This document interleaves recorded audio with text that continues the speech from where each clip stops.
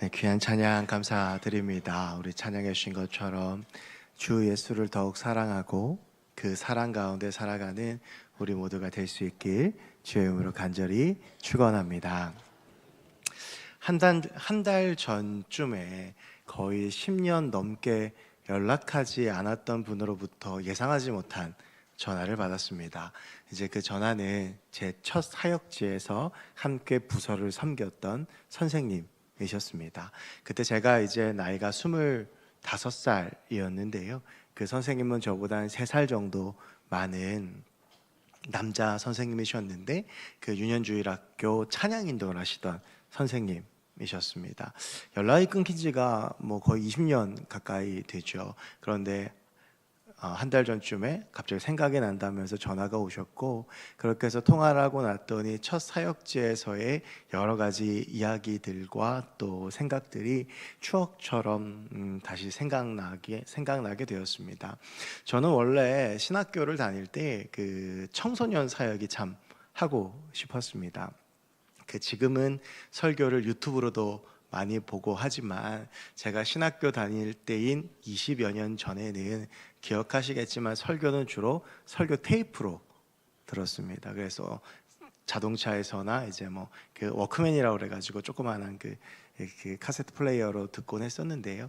그때 제가 신학교 다니면서 제일 많이 들었던 설교 테이프가, 지금은 분당 우리 교회를 담임하고 계시는 이찬수 목사님께서 그 당시에 사랑의 교회 청소년 담당 사역자셨는데 그분 설교 테이프를 참 많이 들으면서 은혜를 받았고, 그때 이제 저는 이분 같은 설교자가 되고 싶다, 또 이분처럼 이렇게 청소년 사역을 하고 싶다라는 생각을 하게 됐고, 그래서 제가 전도사가 되면, 사역을 하게 되면 난 청소년 사역을 하리라 라고 굳게 마음을 먹었는데, 제게 맡겨진 부서는 초등학교 1, 2, 3학년 유년부였습니다.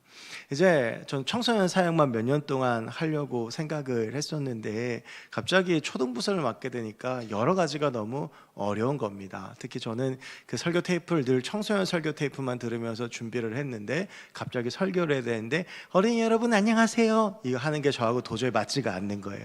그래가지고 설교할 때마다 늘 좀 힘들었습니다. 근데 제가 이제 그때 그 설교를 생각하면 지금도 기억나는 두 사건이 있는데요. 이게 다 원흉이 한 놈 때문에 벌어진 일입니다. 이제 어린이 사역을 시작하고 나서 얼마 안 돼서 이제 설교 시간에 어린이들한테 하는 이야기들이 다 정해져 있죠. 그 중에서 복음의 가장 핵심 메시지라고 할 수 있는 예수 믿으면 천국 간다라는 이야기도 이제 아이들한테 하죠. 그래서 제가 그날 설교할 때 그 우리 아이들한테 자 여러분 예수님 믿으면 천국 가요라고 이야기를 했더니 제일 앞에서 그 놈이 앉아서 초등학교 1학년이었는데 뻥치지 마요라고 이야기를 해서 순간 제가 이제 1, 2분 동안 무슨 말을 해야 될지 걔만 이렇게 쳐다보고 있었는데요. 근데 또 부모님이 교회를 열심히 다녀서 그 다음 주도 교회를 왔습니다. 제가 그때 25살이었으니까 어린 마음에 저도 얘가 좀 교회를 안 나왔으면 좋겠는데 항상 그렇게 해가지고 늘 저를 괴롭히던 아이였거든요. 근데 교회를 또 그런 애들이 더 열심히 나와요. 열심히 나왔고 그것도 맨날 제일 앞자리에 앉아가지고 이제 그게 첫 번째 사건이었는데, 두 번째 사건은 부활절이었습니다. 부활절을 이렇게 설교를 하고 나서 이제 우리 친구들한테 자 여러분 우리가 예수님처럼 부활하려면 어떻게 해야 될까요? 라고 이야기를 하면 보통 아이들의 답은 교회를 열심히 다녀야 돼요, 아니면 예배를 열심히 드려야 돼요. 보통 이런 답이 나오죠. 전 그런 답을 예상을 하고 아이들한테 물었습니다. 여러분 우리가 부활하려면 어떻게 해야 될까요? 그랬더니 그 아이가 제일 앞에 앉아서 초등학교 1학년짜리가 죽어야 돼요 라고 이야기를 해서 제가 그래서 그 예배가 끝나고 나서 도저히 못 참겠어서 불러갖고 혼냈습니다. 너 좀 그렇게 하지 말아라 라고 얘기를 했는데, 그때가 그 친구가 1학년 2학년 때였는데 그래서 참 감사한 게 잘 커가지고요 그 교회에서 청년부 회장도 하고 그래도 교회에서 신앙생활 잘하고 있다라는 이야기를 들으니까 참 감사하더라고요. 그런데 그러고 나서 제가 그 신학교에서 공부를 하고 또 부활절을 해마다 찾아오니까요. 저는 이제 한 1년 6개월 정도 빼고는 매년 청년부 사역을 하니까 설교를 매년 했거든요. 그러니까 부활절이 늘 찾아오면 부활에 대해서 고민도 하게 되고, 그리고 여러 가지 생각들을 하다가 어느 순간이요 제가 그냥 장난이라고 생각했던 그 아이의 그 말이 진리라는 생각이 들었습니다. 여러분, 우리가 부활을 한다라고 하면 그 부활의 전제 조건은 죽음입니다. 그러니까 죽어야만 부활을 할 수 있는 것이죠. 오늘 사도 바울이 빌립보 교회에게 하는 말도 바로 그런 말입니다. 오늘 3장 10절과 11절을 보면 바울이 이렇게 이야기를 하고 있습니다. 내가 그리스도와 그 부활의 권능과 그 고난의 참여함을 알고자 하여 그의 죽으심을 본받아 어떻게 해서든지 죽은 자 가운데에서 부활에 이르려 하노니. 여러분, 이제 10절 말씀을 보면 10절이요, 내가 그리스도와 그 부활의 권능과 그 고난의 참여함을 알고자 하여 그의 죽으심을 본받아 라고 이제 되어 있는데, 이게 언뜻 보면 이제 쉽게 잘 어떤 의미인지 와닿지가 않죠. 그래서 이럴 때 원어를 보면, 원어의 어순으로 보면 오늘 본문은 사실은 이렇게 되어져 있습니다. 내가 그리스도를 알고자 하여 그 부활의 권능과 고난에 참여하고 그의 죽으심을 본받아 라고 하는 것이 훨씬 더 좋은 번역입니다. 그래서 지금 바울은 이 빌립보서 3장 10절에서 어떤 이야기를 하고 있냐 하면, 나는 그리스도를 알고 싶다 라고 이야기를 하죠. 근데 여러분, 여기서 우리가 한 가지 생각해 볼 것이 있는데요, 바울이요, 내가 그리스도에 관하여 알고 싶다라고 말하지 않고 내가 그리스도를 알고 싶다라고 이야기를 합니다. 이게 조사만 바뀌었을 뿐인데 굉장히 다른 의미이죠. 예를 들어 볼까요? 제가 이제 정의식 목사인데요, 정의식 목사에 대하여 알고 싶다라고 한다면 제 정보를 말합니다. 제가 서울 출신이고, 그리고 신학교를 나왔고, 뭐 성교학을 공부했고, 어느 교회에 있었고, 이제 이런 것들에 대해서 아는 거를 저에 관하여 안다라고 이야기를 하죠. 그래서 저에게 오시는 분들 보면 홈페이지나 유튜브를 통해서 저에 대해서 조사하고 오시는 분들도 간혹 있어요. 그런 분들은 저에 관하여 아시는 겁니다. 그런데 이제 저랑 관계가 깊어지다 보면 저를 알고 싶죠. 저를 안다라는 건 무엇입니까? 제 정보가 아니라 제가 어떠한 인격을 가지고 있는지, 존재론적으로 어떠한 사람인지, 어떤 가치를 가지고 있는지, 어떤 철학으로 목회를 하는지, 더 본질적인 측면이 알고 싶어지는 거죠. 여러분, 오늘 바울은요, 그리스도를 알고 싶다라고 말합니다. 이것은요, 그리스도에 대해서 알 수 있는, 우리가 예를 들면 검색 엔진을 통해서 검색할 수 있는 그런 피상적인 정보들이 아니라 예수 그리스도라는 분 그 자체를 알고 싶다라고 하는 겁니다. 이게 그리스도를 향한 바울의 열망을 잘 보여주죠. 그런데 바울은 그리스도를 알기 위해서 반드시 필요한 두 가지를 오늘 10절에서 이야기하고 있는데, 그것이 부활과 고난입니다. 여러분, 바울은요, 부활하신 예수 그리스도의 부활의 영광을 사모하고 또한 확신했고, 이러한 이야기들이 바울 서신 곳곳에 많이 나옵니다. 가장 대표적인 본문이요, 바울 서신 중에서 가장 긴 장인 고린도전서 15장입니다. 굉장히 긴 절로 되어져 있는데, 근데 고린도전서 15장은 오직 한 가지의 주제, 부활에 대해서만 이야기를 합니다. 그리스도의 부활과 죽은 자의 부활과 몸의 부활에 대한 이야기들을 바울이 하고 있는데요, 그 고린도전서 15장 19절에서 바울이 이렇게 이야기를 해요. 만일 그리스도 안에서 우리가 바라는 것이 다만 이 세상의 삶뿐이면 모든 사람 가운데 우리가 더욱 불쌍한 자이리라. 여러분, 이 말은 이런 말이죠. 같은 목회자의 입장에서 생각을 해본다면, 바울이요, 1, 2, 3차 전도여행을 통해서 전도 사역도 열심히 했고, 그리고 맞아가면서까지 말씀을 전했고, 최선을 다해서 사역을 했는데, 그리스도의 부활이 없다면 그 모든 것들이 다 헛된 것이다 라고 하는 것입니다. 여러분, 우리가 열심히 신앙생활을 하죠. 그런데 우리가 열심히 하는 이 신앙생활 가운데에서 부활이라고 하는 것이 약속되어져 있지 않으면 우리의 신앙생활은 다 헛된 것이다 라고 하는 것이죠. 헛된 것을 넘어서, 그렇기 때문에 그 사람들은 헛된 것에 열심을 다하는 불쌍한 사람들이다 라고 이야기를 하고 있습니다. 여러분, 이 부활이라고 하는 것은 그만큼 우리 그리스도인들에게 있어서 중요한 것이죠. 우리가 십자가의 죽음보다 훨씬 더 중요한 것은 예수 그리스도의 부활입니다. 부활이 없다면 예수님은 그저 자기의 신념에 의해서 자기의 목숨을 내던지 혁명가에 불과합니다. 그런데 우리 주님께서 십자가에서 죽으셨지만 부활하셨기 때문에 사망 권세를 이기신 하나님의 아들로서 우리의 죄를 용서해 주시고 하나님의 나라를 우리 가운데 선물해 주신 구원자가 되어 주시는 것이죠. 여러분, 그런데 이 부활에는 반드시 세트처럼 함께 가는 것이 있습니다. 그것이 바로 고난, 즉 죽음입니다. 여러분, 이것은 부활이라는 개념을 생각해 보면 어렵지 않게 이해할 수 있는데요, 부활이라는 말의 사전적인 의미가 이렇습니다. 생물학적으로 생명 활동이 완전히 정지된 생명체가 소생하여 다시 살아나는 것. 그러니까 여러분, 이 말은 쉽게 말하면 이런 거예요. 부활의 전제는 죽음입니다. 그러니까 제가 아까 서두에 말씀드렸던 우리 1학년짜리 그 친구의 말이 맞죠. 부활을 하려면 우리가 죽어야 되는 것입니다. 여러분, 우리가 예수 그리스도의 부활을 이야기할 때 예수 그리스도의 부활의 전제는 예수님께서 십자가에서 죽으셨다라고 하는 것이죠. 여러분, 그런데 예수님의 죽음은 즉 고난을 의미합니다. 예수님께서 십자가에서 달려 돌아가실 때에 그냥 죽으신 것이 아니라 그 몸이 다 찢기시고 그 피 한 방울까지 다 우리를 위하여 흘리고 죽으시는 그 고난을 당하셨죠. 우리가 빌립보서 2장 6절부터 8절까지의 말씀을 통해서 간단하게 그러한 예수님의 희생과 죽음에 대해서, 그 고난에 대해서 함께 말씀을 나누었습니다. 그는 하늘에 계시는 하나님과 근본 그 본체가 동일하시지만 그 동등됨을 취하지 아니하시고 이 땅 가운데 오셨는데, 이 땅에 오실 때에 종의 형체를 가지고 이 땅 가운데 오셔서 십자가에 달려 죽으셨다라고 하는 빌립보서 2장 6절부터 8절까지의 말씀이 예수 그리스도의 죽음에 대해서 우리 가운데 논증하고 있는 것입니다. 여러분, 그런데 이 예수 그리스도의 죽음을 전제로 해서 오늘 바울은 10절에서 인간적으로는 쉽게 이해할 수 없는 선언 한 가지를 합니다. 그것은 그리스도를 알기 위하여 내가 그분의 고난에 참여하고자 한다라고 하는 것입니다. 여러분, 우리 가운데 선택의 순간이 있습니다. 이 길을 선택하면 편안하게 살 수 있습니다. 그런데 이 길 가운데는 고난이 있습니다. 어떤 길을 선택하시겠습니까? 보통은 다 편안한 길을 선택합니다.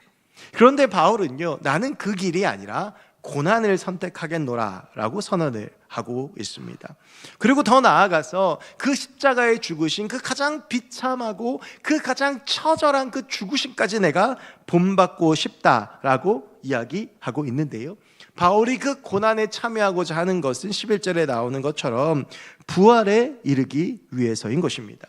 여러분, 우리가 그리스도의 길을 따라 걸을 때, 그분의 고난에 참여할 때 우리는 비로소 부활에 이룰 수 있는 것이죠.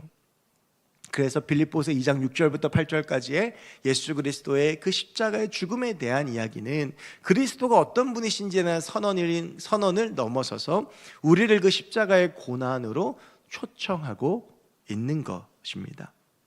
여러분, 제가 지금 주일날 빌립보서를 나누고 수요일은 사도행전을 준비를 하니까 요즘 그 초대교회에 대한 그 이야기들을 주로 하게 되고 또 이제 그런 것들을 준비하게 되죠. 그래서 제가 1세기 교회, 이 초대교회에 대해서 여러 가지 궁금증도 생기고 또 그런 알고 싶은 열망이 생겨서 요즘 그 1세기 관련된 책들, 초대교회 관련된 책들을 좀 많이 사서 읽고 있습니다. 그 책을 읽다 보면 초대교회에 대해서 생각도 하게 되고 또 묵상도 하게 되는데요, 제가 그 초대교회를 볼 때마다 늘 생각하는 것이 무엇이냐면 참 초대교회인들 대단하다라고 하는 것입니다. 여러분, 우리가 아무리 지금 사는 시기가 신앙 가지고 살기 어렵다 이야기를 해도 초대교회처럼 어렵지 않습니다. 초대교회는 신앙의 대가는 죽음이었습니다. 신앙의 대가는 고난을 의미했죠. 경제사회에서 따돌림을 당하고 동등한 경제적 보상을 얻지를 못하는 것을 넘어서서 우리가 영화에서 보았던 것처럼 사자의 밥으로 던져질 때도 있었고요. 그리고 그 당시에 로마의 황제들이 가장 그리스도인들을 처형하게 즐겨 썼던 방법은 십자가 형틀에다가 못을 박는 것이 아니라 밧줄로 묶어놓고 나서 기름을 부은 다음에 불을 질렀습니다. 화형을 시킨 것이죠. 여러분, 인간이 가장 고통스럽게 죽는 게 불에 타 죽는 것이라고 합니다. 죽을 때까지 그걸 느끼는 거지 않습니까? 근데 네로의 말을, 그 기록을 보면 그렇게 해서 그리스도인들을 다 불태워 죽이면서 이렇게 이야기를 했다고 그래요. 저 이교도들 때문에 우리 로마를 떠났던 로마의 신들이 저 불빛을 보고 다시 로마로 오고 있다. 그 정도로 그리스도인들은 고난당하고 죽임당하는 것이 당연한 것이었습니다. 저는 이제 익히 알고 있었죠. 초대교회의 그런 고난과 죽음에 대해서 알고 있었지만 제가 이번에 여러 책들을 읽으면서 이게 죽는 것보다 살아있는 게 더 괴로울 수도 있었겠다라는 생각을 했는데, 실제로 로마 황제들 가운데에서 믿는 사람은 죽이지 않고요, 그 가족들만 죽이고 이 사람은 살려놓은 그런 황제들도 꽤 많았습니다. 그러니까 사는 것 자체가 고통스러운 것이죠. 여러분, 살면서 신앙 가지고 살기 너무 어려우니까 사람들이 발견해내고 개발해낸 게 하나 있습니다. 저는 그 당시에 그리스도인들이 겪었던 모든 고난 중에서 이 고난이 가장 힘들었을 거라고 생각하는데, 그게 바로 카타콤입니다. 땅을 파고요, 그 속에 들어가서 생활을 하는 건데, 고고학적으로 발견된 거를 보면 그게 하나의 거대한 도시였을 때도 있다고 그래요. 그래서 집이 한 300개 이상 발견되고 300곳 이상 발견되고, 그리고 카타콤 안에 물물거래를 했던 시장의 흔적이 보일 정도로, 여러분 나중에 이제 검색창에 카타콤 쳐보신 그 그림이 나오거든요. 여러분, 근데 카타콤에서 산다라는 거를 한번 상상 한번 해보시겠습니까? 빛이 없어요. 얼마나 습하겠습니까? 땅 속에서 얼마나 그 공기는 탁하고 얼마나 힘들겠습니까? 그런데 이 카타콤에 사는 사람들은요, 기록을 보면 의지적으로 밖에 나가지 않았다고 해요. 이유가 두 가지인데, 하나는 밖에 나가면 다시 돌아가기 싫을까 봐, 그리고 밖에 나가면 이 카타콤의 위치를 고발할까 봐. 그래서 그 속에서 신앙 가지고 그렇게 살아가고 그렇게 죽은 것이죠. 여러분, 이것이요, 누군가가 그 사람들에게 선택을 강요한 것이 아닙니다. 너 사자굴에 들어가, 너 십자가에 매달아 놓고 불 지를 거야, 그리고 너 지하 속으로 들어가, 그렇게 해야만 되게 이 사람들이 그들에게 강요를 했던 게 아니에요. 오히려 세상의 강요는 반대였습니다. 너희들 신앙만 버리면 너희가 다 포기했던 경제적인 이권들 회복시켜 줄게. 너희 신앙 버리면 그렇게 비참하게 죽지 않아도 돼. 너희 신앙 버리면 지하에 뭐하러 들어가 살아? 빛 보면서 당당하게 살 수 있어 라고 사람들은 이야기했고 세상은 이야기했지만, 사람들은 죽음을, 고난을 선택했던 것이죠. 여러분, 오늘 이 빌립보서를 받아드는 빌립보 교인들에게 있어서 이 말씀의 무게는 훨씬 더 무거웠을 것입니다. 왜냐하면 바울의 상황 때문에 그렇습니다. 여러분, 바울은요, 지난주에 우리가 말씀을 나누었지만 가지고 태어난 것도 많았고요, 살면서 얻은 것도 많은 사람이었습니다. 그는 난지 8일 만에 할례를 받은 유대인 중에 유대인이고, 지파 중에서 선택받은 지파라고 여겨졌던 베냐민 지파의 출신이었고, 로마의 시민권자이기도 했습니다. 아마 집도 분명히 부유했을 것입니다. 그런데 그가 살아가면서 가지고 태어난 것도 많은데 열심히 살았어요. 그래서 가말리엘 문화에서 공부도 하고 지적으로도 많이 성취하고 신분도 높아졌습니다. 그 모든 것들을 다 편안하게 누리면서 살면 되는 사람이에요. 여러분, 그런데 그가요, 지금 감옥 안에 갇혀 있습니다. 그 감옥 안에 갇혀서 억울하게 죽을 위기에 처해 있는데, 그가 감옥에 갇힌 이유는 범죄에서가 아니라 복음을 전해서예요. 반대로 말하면 무슨 말이냐면, 그가 복음만 전하지 않는다면 그는 더 이상 감옥에 갇히거나 이렇게 어려움을 당할 이유가 없다라고 하는 거예요. 지금 바울이 감옥에 갇혀 있는 이유는 단 하나, 그가 복음을 전했기 때문에 감옥에 갇혀서 죽음을 기다리고 있다라고 하는 것입니다. 여러분, 그런데 그런 바울이 빌립보 교인들에게 이야기를 합니다. 나는 그리스도의 고난에 참여하고자 한다. 무슨 말입니까? 내가 이 고난을 선택했다라고 하는 겁니다. 여러분, 이 편지를 받아든 빌립보 교인들은 어떠한 마음을 가졌겠습니까? 여러분, 우리가 살아가다 보면 고난이 찾아올 때도 있고 아플 때도 있고 어려울 때도 있습니다. 될 수 있으면 피하고 싶은데, 바울은 나는 그 고난을 예수 그리스도를 알고자 선택했다라고 이야기를 하고 있는 것입니다. 제가 오늘 본문을 묵상하다가 생각났던 이야기가 하나 있습니다. 제가 경험했던 이야기인데요, 제가 이제 청년 사역을 오래 한 거는 잘 아실 텐데, 제가 만났던 한 청년에 대한 이야기였습니다. 제가 한 5년 정도 목회를 했던 청년부가 있습니다. 여러분, 5년 정도 청년들하고 같이 살면요, 애들 눈빛만 보면 무슨 생각하는지 다 압니다. 그 겨울, 여름 수련회 하고요, 단기 선교 갔다 오고요, 뭐 어디 또 MT 같은 것도 가고 그러다 보니까 그냥 이 아이들 눈빛 표정만 보면 이 아이들이 무슨 생각을 하는지를 다 알아요. 어느 날 정말 제가 좋아하는 우리 청년 리더 하나가 예배 자리에 나왔는데 표정이 너무 안 좋은 거예요. 분명히 무슨 일이 있는 것 같은데 그래도 좀 뭐 힘든가 보다 그러고 넘어갔는데 그 기간이 한 달이 됐습니다. 한 달 내내 애가 표정이 너무 안 좋고 그리고 너무 힘들어 보여요. 그런데 이제 그렇게 한 달 정도가 됐는데 저는 뭐 워낙 이 친구를 믿으니까 잘 이겨내겠지 싶었는데 제가 진짜 위험하다라고 좀 느꼈던 게 그 목회자가요, 그 성도들 볼 때 제일 불안할 때가 언제냐면 새벽기도 안 나오던 사람이 나올 때예요. 근데 이제 하루 나오시면 실수로 일찍 일어났나 보다 이렇게 생각을 하거든요. 근데 한 이게 2, 3일, 일주일 정도 되면 되게 불안합니다. 근데 왔는데 울잖아요? 그러면 반드시 무슨 일이 있는 거예요. 아니 이 친구가 새벽기도 직장인인데 새벽기도를 나오는 거예요. 그들이 새벽 시간에 제 앞에서 거기는 이제 분단별로 교구 자리가 있었거든요. 1교구, 2교구, 3교구, 4교구 제일 끝에가 청년부 자리였는데 제 앞에 앉아가지고 서럽게 우는 거예요. 제가 너무 이제 마음이 쓰여가지고 이제 만나자라고 연락을 했어요. 만나자라고 연락을 해가지고 만나가지고 이제 만나서 커피 한 잔을 시켜놓고 앉아 있는데 얘가 제 앞에서 아무 말도 안 하고 펑펑 울기 시작을 하는 거예요. 다행히 남자였어요. 그 남자니까 이제 여자가 펑펑 울었으면 그림이 되게 이상해질 뻔했는데 그 남자가 이제 펑펑 울면서 한 30분을 그러고 있는데 제가 아무 말도 못해서 너무 서럽게 울어가지고 한 30분을 펑펑 울더니 이제 그러고 나서 이 친구가 저한테 이야기하는 게 뭐냐면 저는 이 친구가 어떻게 사는지를 알거든요. 목사인 저보다도 훨씬 더 훌륭하게 사는 친구입니다. 직장 가운데에서 최선을 다하고 그리고 정말로 열심히 살고 그리고 누구에게도 부끄럽지 않게 하나님 앞에 살려고 몸부림치는 걸 제가 알고 있는 청년이에요. 그런데요, 그 신앙 때문에 직장 생활이 너무 힘든 거예요. 사람들이 손가락질하고 사람들이 뭐 욕하고 그러는데 근데 이 친구가 진짜 힘든 게 뭐냐 하면 교회 다니는 사람들이 더 힘들대요. 그러니까 맨날 그러는 거예요. 너만 왜 이렇게 유별나게? 그러니까 뭔가 이렇게 찔릴 거 아니에요.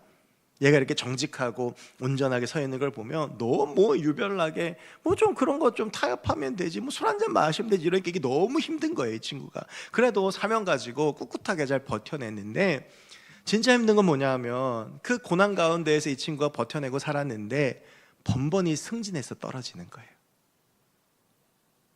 좀 하나님 앞에서 충성하고 남들 다 타협하는데 타협하지 않고 정직하게 살면 뭔가 좀 잘 됐으면 좋겠는데 그 이제 여러 밉보인 사람들 때문에 번번이 떨어지는데 한 달 전에 이 친구가 이번만큼은 내가 된다라고 생각했던 거예요. 이제 순번은 이미 지났고 그리고 여기서 이제 승진이 안 되면 내가 나가야 되는 상황이고 그리고 뭐 내 고가도 나쁘지 않고 그래서 당연히 될 줄 알았는데 안 된 거예요.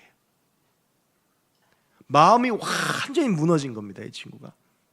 자기는 나름대로 정말 힘들게 그 믿지 않는 사람들 사이에서 또 아군인 듯한 적군들 사이에서 정말 힘들게 그 고난을 선택하며 살았는데 돌아온 게 뭐냐 하면 더 자기를 나락으로 떨어뜨리는 거예요. 저한테 그러는 게 목사님 하나님 어떻게 저한테 이러실 수 있어요? 제가 어떻게 사는지 알잖아요. 그 몇 년 동안 술 한 방울 입에 대지 않고 그 사람들 뒷척을 다 하고 그 사람들이 나 이용하는 거 보이는데 이용당해주고 제일 늦게 퇴근하고 제일 힘든 일 내가 다 했는데 어떻게 하나님이 나한테 이러실 수 있어요? 제가 대답을 못했습니다. 저도 이해가 되지 않았거든요. 그러고 나서 그냥 기도해주고 헤어지고 나서 마음이 좀 무거웠어요. 그러면서 그 친구를 위해서 기도하고 하는데 제 마음속에 무슨 마음이 들었냐면 이 친구한테 좀 힘이 되고 싶은 거예요. 그 말씀 가운데 신앙 가지고 있으면 고난이 다 피해가고 뭐 이런 걸 좀 보고 싶은데 제가 그때 성경을 쭉 보다가 저 스스로도 질문이 들어서 성경을 보다가 놀라운 사실 하나를 발견했습니다. 여러분 성경에는요 그 어디에도 예수 잘 믿으면 고난이 피해간다는 말이 단 한 구절도 없더라고요. 내가 신앙생활 잘하면 고난이 오다가 도망갈 거란 얘기가 3만 개가 넘는 구절 중에 한 구절도 없습니다. 제가 성경을 읽다가 생각이 된 거예요. 제가 나름대로 신학도 오래 했고 목회자가 되는데 이거 어떻게 이럴 수가 있지? 예수 믿으면 좀 고난도 좀 피해가고 이랬으면 좋겠는데 제가 어렸을 때 만화를 좋아했거든요. 근데 이제 로버트 만화 같은 거를 남자니까 좋아했어요. 근데 이제 로버트 만화 같은 거 하면 이게 클리셰가 있습니다. 뭐냐면 이제 착한 편이요 지다가 마지막에 이겨요. 이건 분명해요. 근데 이제 이길 때 보면 이제 처음부터 하면 좋은데 왜 그런지 모르겠고 꼭 맞다가 버튼 하나 누르면 갑자기 보호막이 생겨요. 처음부터 치면 되는데, 근데 보호막이 딱 생기면 어떻게 되냐면 레이저를 쏘고 미사일을 쏘면요 보호막에 맞고 다 튕겨나가요. 저는 신앙생활이 그랬으면 좋겠어요. 내가 예수 잘 믿으면 보호막이 쫙 생겨가지고 고난이 오다가 도망가고요, 힘든 게 오다가 도망가고 어이쿠야 그러고 도망갔으면 좋겠는데, 근데 그 마음을 품고 제가 성경 보다가 발견한 게 어딘 줄 아세요? 욥기예요. 여러분 욥을요 성경에서 뭐라고 그럽니까? 동방 최고의 의인이라고 그래요. 그런데요 어느 날 욥에게요, 욥을 보더니 사단이 하나님 앞에 서서 그래요. 하나님, 쟤요 하나님이 더 많은 거 주셔서 그래 잘 믿는 거예요. 저거 한번 시험해 보죠. 아니 그럼 의인이면 하나님께서 야 그러지 마 그래야 되는데 하나님께서 뭐라 그러세요? 한번 해봐. 야 이거 진짜 너무 심한 거 아닌가라는 생각이 드는 거예요. 여러분 우리가 신앙생활 하면, 여러분 바울이요, 우리가 지난 빌립보 3장의 말씀을 봤죠. 자기가 가진 거 다 포기한 사람 아닙니까? 제가 우스갯소리로 그래요. 여러분 인류 역사에서 예수 믿어서 제일 망한 사람이 바울이에요. 얼마나 가지고 있는 게 많았어요 이 사람이. 여러분 산헤드린 공회이라고 하는 것은 그 당시에 유대인들이 70명만 들어갈 수 있는 자리인데 그 모든 민족 중에 제일 높은 사람이라는 이야기예요. 그 자리를요 예수 믿고 포기한 거예요. 자기가 로마의 시민권자라는 거, 그 당시에 모든 사람들이 가지고 싶어 안달난 그 신분을 예수 믿고 포기한 거예요.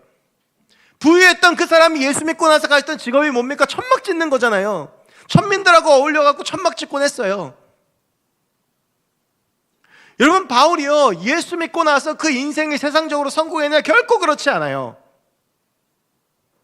예수 믿고 나서 오히려 세상적으로 보면 그 삶은요 훨씬 더 고난이 많아요. 여러분 사도행전이요 바울이 맨날 두들겨 맞고 감옥에 갇힌 이야기들밖에 없잖아요. 아니 어떻게 이럴 수 있나? 여러분 그런데요 그 이해하지 못하는 삶을 살았던 바울이 오늘요 나는 그 그리스도의 고난을 선택한다라는 거예요. 내가 그 고난을 선택하고 난 그 길로 걸어간다. 그럼 어떻게 그럴 수가 있느냐? 제가 그 답을요 성경을 그 질문 때문에 찾다가 바울이 이야기했던 또 다른 서신에서 그 답을 찾았습니다. 그게 로마서 8장 18절이에요. 로마서 8장 18절은 뭐라고 선언하고 있냐 하면, 생각하건대 현재의 고난은 장차 우리에게 나타날 영광과 비교할 수 없도다. 여러분 이게 바울이 고난 가운데 떨어져도, 바울이 그 힘든 순간에도 이겨낼 수 있었던 이유인 거예요.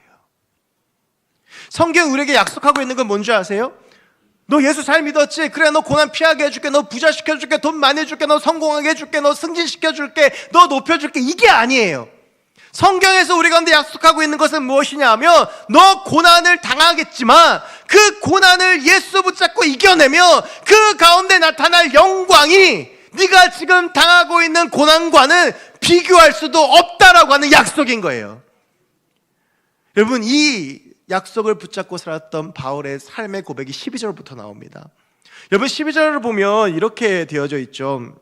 내가 이미 얻었다함도 아니요 온전히 이루었다함도 아니라 오직 내가 그리스도 예수께 잡힌 바 된 그것을 잡으려고 달려가노라. 여러분 저는요 12절 13절 말씀을 읽으면서 바울의 그 마음이 느껴서 참 좋았는데 이런 거예요. 여러분 내가 이미 얻었다함도 아니요 온전히 이루었다함도 아니라라고 하는 말은 연결돼서 보면 이런 거예요. 바울이 많은 것들을 누리고 있다가 예수를 위해서 포기하고 내가 고난에 참여하는 길을 선택을 했어요. 그런데 그 길을 선택했지만 여전히 바울 안에는 그 부활의 소망, 부활에 대한 기대, 열망이 온전히 이루어진 상태는 아닌 거예요. 바울이 지금 부활을 했거나 아니면 내가 지금 어떠한 상황에 처하더라도 그냥 내가 부활한다는 소망 때문에 다 괜찮게 이겨낼 수 있는 상황은 아닌 거예요. 바울에게도 어려움이 있고 바울에게도 여전히 살아있는 자아가 자기를 흔들고 힘들게 할 때도 있었다라고 하는 겁니다. 때로 이해가 못하는 거죠. 여러분 사도행전 16장을 보면 바울이요 이제 곧 수요예배 때 나눈 말씀인데, 하나님께서요 바울의 계획을 다 꺾어버리시고 나서 그를 유럽 땅으로 보내시잖아요. 빌립보 땅에서 바울이 만난 게 뭡니까? 루디아를 만나서 회심시키고 귀신 들려 쫓아냈는데 결국 찾아온 게 뭐예요? 바울이 감옥에 갇혀요. 여러분, 그런데 사도행전 16장 25절 한 가지 주목할 만한 진술이 있습니다. 그렇게 감옥에 갇혀있는 바울이 찬양을 해서 감옥문이 열린 거 우리가 다 잘 알고 있죠. 그런데 그때가 언제냐면 한밤중이에요. 한밤중에 이렇게까지 바울이 지쳐서 쓰러진 것도 있지만 그 안에서도 이 상황을 해석해야 되는 시간이 필요한 거예요. 바울이 그냥 고난당하면 이거 그냥 내가 고난을 선택했으니까 당한 거야, 이게 괜찮은 게 아니고 그의 삶 가운데에서도 그가 때론 그걸 해석할 시간도 필요하고 이겨낼 시간도 필요하고 아직 온전히 이루어지지 않아 정말 그 부활 소망이 온전히 이루어져서 어떠한 고난이 찾아오더라도 이겨낼 수 있는 상황이 되는 데까지 나는 달려가고 있다라고 하는 거예요. 그래서 내가 이미 얻은 것도 아니지만 온전히 이루었다고 말할 수도 없지만 오직 내가 그리스도 예수께 잡힌 바 되어 그것을 잡으려고 달려간다. 때론 넘어지고 쓰러지지만 때론 나도 그 가운데 고민이 있고 아픔이 있지만 그런데 내가 그 가운데서 다시 일어나는 것을 내가 그리스도 예수께 잡힌 바 된 그것을 잡으려고 나는 여전히 다른 박질을 멈추지 않는다라고 하는 겁니다. 13절에 이어지면 이런 말이 나오죠. 형제들아, 나는 아직 내가 잡은 줄로 여기지 아니하고 오직 한 일, 즉 뒤에 있는 것은 잊어버리고 앞에 있는 것을 잡으려고 표대를 향하여 달려간다라고 말하는데, 여러분 여기서 우리가 주목할 게 무엇이냐면요, 바울이요, 내가 아직 잡은 줄로 여기지 아니하고 뒤를 보지 않고 앞을 보고 간다라고 이야기하죠. 여러분 여기서 말하는 이 뒤는 뭐냐 하면 과거입니다. 우리가 흔히 생각하기엔 그렇게 생각할 수 있어요. 바울이 교회를 박해하고 그리스도를 박해했던 그 과거에 대해서 극복하고 이기고 예수의 사람으로 산다. 여러분, 그런데요, 사실은 빌립보서 3장의 전체 흐름을 보면 여기 있는 뒤에 있는 것이라고 하는 것은 바울의 어떤 부끄러운 과거가 아니고요, 바울이 누렸던 것들에 대한 것들이에요. 살아가다가 고난이 찾아오면 후회가 될 수도 있는 거예요. 내가 왜 예수를 선택해가지고 예수 선택하지 않았으면 힘들고 편안하게 살 수 있는데 내가 왜 이런 고난을 선택하고 이렇게 살아야 하나? 예수 없었으면 마음대로 죄짓고 살 수 있고 이 고난이 아닌 건데 왜 내가 예수 붙잡고 이렇게 어렵게 살아가야 되나? 라는 그 고민이 바울 안에도 있다라고 하는 거예요. 여러분, 저는 중학교 때부터 꿈이 딱 하나였습니다. 초등학교 때는 대통령이었고요, 중학교 때부터는 꿈이 좀 바뀌었는데 제가 이제 좀 어렸을 때부터 집이 어렵다 보니까 성공에 대한 열망이 되게 강했어요. 그런데 어떻게 하면 성공할 수 있나 제가 생각을 해봤는데 운동선수나 가수가 되면 돈을 많이 벌겠더라고요. 근데 하나님께서 애석하게 제게 그런 건 주시지 않았어요. 제가 그때부터 깨달았던 거 하나는 뭐냐면 나는 말로 먹고 살아야 된다. 제가 5살 때부터 동화 구연하고 그랬거든요. 그래서 그럼 내가 우리 집도 가난하고 한데 할 수 있는 게 뭐가 있을까라고 해서 내린 결론이 뭐냐면 판검사가 되는 거였습니다. 난 법대 가가지고 사시패스해서 사시는 이제 다른 게 필요 없으니까 열심히 하면 되니까 제가 외우고 이러는 건 자신이 있거든요. 그래가지고 내가 사시를 봐야 되겠다라고 생각을 했어요. 그 꿈이 흔들리지 않다가 고3 때 여름에 하나님 만나가지고 제가 이제 목사가 됐는데, 그러다가 목회자가 되고 나서, 그러니까 전도사 목사로 사역하면서 어렵고 힘들 때가 있죠. 사람 관계가 힘들 때도 있고 내 마음대로 되지 않을 때가 있고 막 고난을 받을 때도 있는데 그 중에서 또 큰 것 중에 하나가 이제 경제적인 어려움이에요. 사실은 부교역자들 이렇게 되게 고생하잖아요. 그래서 그 경제적인 어려움이 막 다가와가지고 말은 못하고 막 좀 마음이 무너져 가고 있을 때 TV를 켜면 참 신기하게 꼭 그때 TV에 판검사가 나오는 드라마가 해요. 좋은 집에 살고 좋은 차 타고 다니고 하는 거 나오면 무슨 생각이 드냐 하면 내가 신학교를 가지 말고 사실을 봤어야 되는 건데, 이게 뒤에 있는 걸 붙잡는 거예요. 바울은 무슨 이야기를 하냐 하면 너희들 그거 붙잡지 말라라고 하는 겁니다. 우리의 삶 가운데 고난이 닥쳐와요. 힘듦이 있어요. 어려움이 있어요. 여러분, 그런데 우리가 그 고난 가운데에서 보아야 할 것은 상황이 아니라 내 부족함과 내 연약함과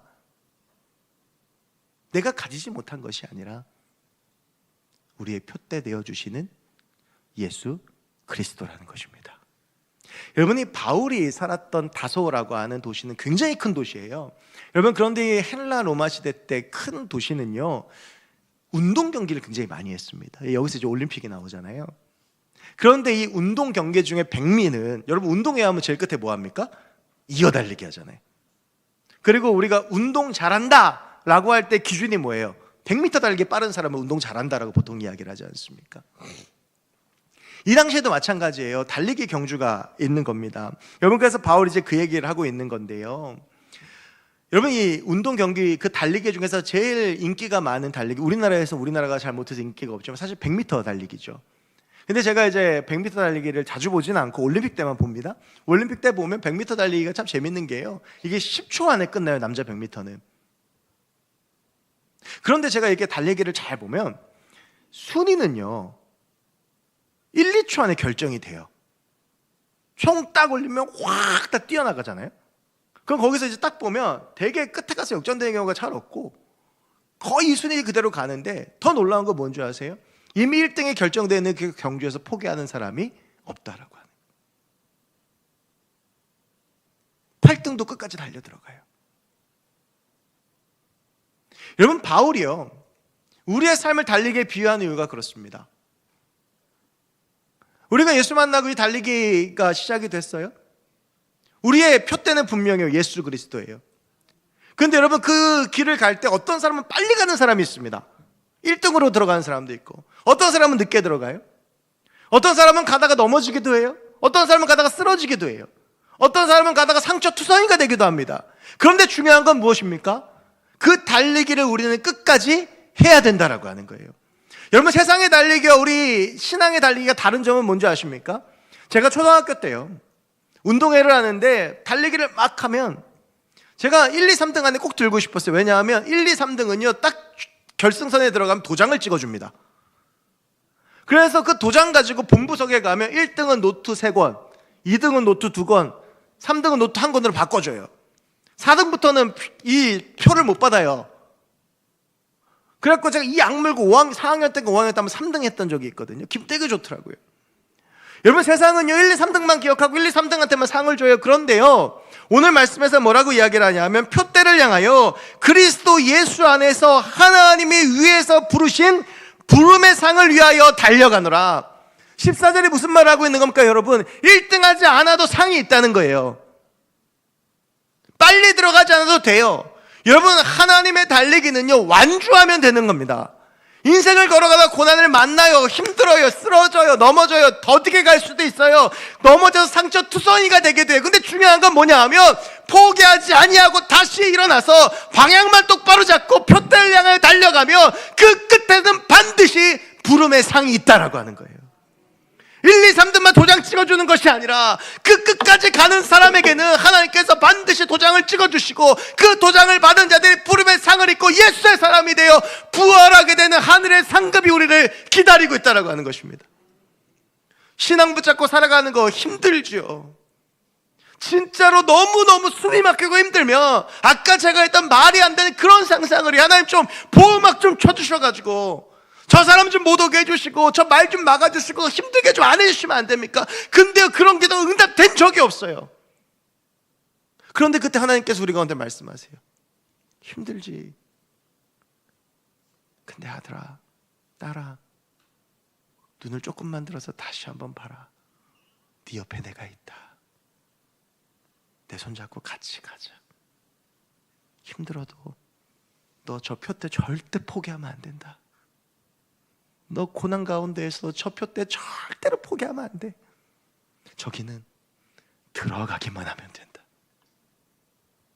왜 우리는 체육대회 하면 결승선 같은 거 이렇게 놓고 1, 2, 3등 들어오면 그거 접어버리잖아요. 근데 여러분, 하나님은요 우리가 다 들어오기까지 그 결승선을 놓고 계세요. 느려도 돼요. 상처투성이 돼도 돼요. 포기하지만 않으면 됩니다. 여러분들이 어떠한 아픔과 슬픔과 고난 가운데 신앙생활을 하고 어떤 몸부림과 어떤 시름 가운데 저는 모르죠. 그런데 여러분, 하나님이 아세요. 그리고 하나님은 그 손을 붙잡고 놓지 않으세요. 내가 넘어지면 일으켜 주시고요, 내가 쓰러져서 도저히 못 일어나겠으면 그 옆에서 기다리고 계세요.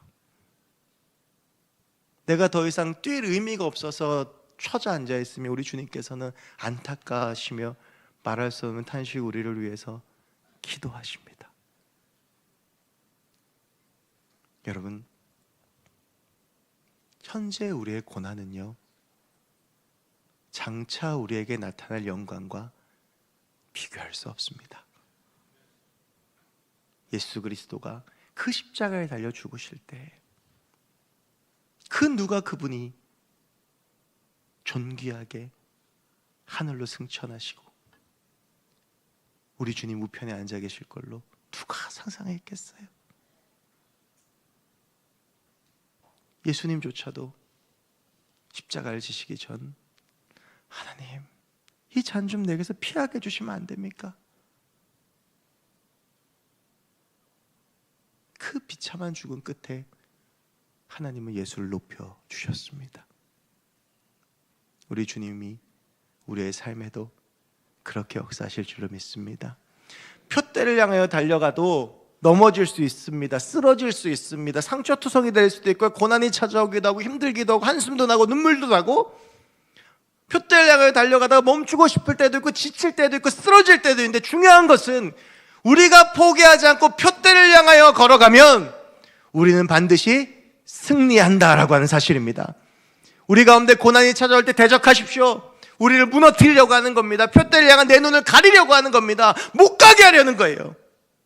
포기하지 않고 우리 주님 붙잡고 나아가면 우리 주님께서는 반드시 우리를 이기게 하시고 승리하게 하실 줄로 믿습니다. 그 주님 붙잡고 승리한 우리 모두가 될 수 있길 주의 이름으로 간절히 축원합니다. 기도하겠습니다. 하나님, 오늘 이 바울의 고백을 나눕니다. 주님, 우리는 연약하고 우리는 힘들어합니다.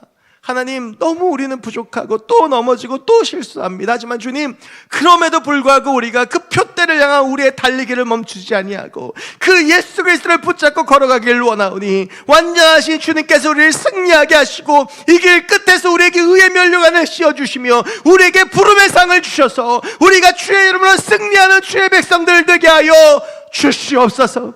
우리에게 주실 그 부름의 상을, 그 하나님의 은혜를 기대하며 나아갑니다. 하나님 역사하여 주시옵소서. 이 모든 말씀 예수 그리스도의 이름으로 기도하옵나이다. 아멘. 우리 함께 오늘 말씀 기억하시면서 주 앞에 주님, 우리는 연약합니다. 그래서 완전하신 주님이 필요하고 나는 그 주님을 따라가고 싶습니다라고 고백하는 시간이 되었으면 좋겠습니다. 우리 주는 완전합니다. 함께 찬양하겠습니다.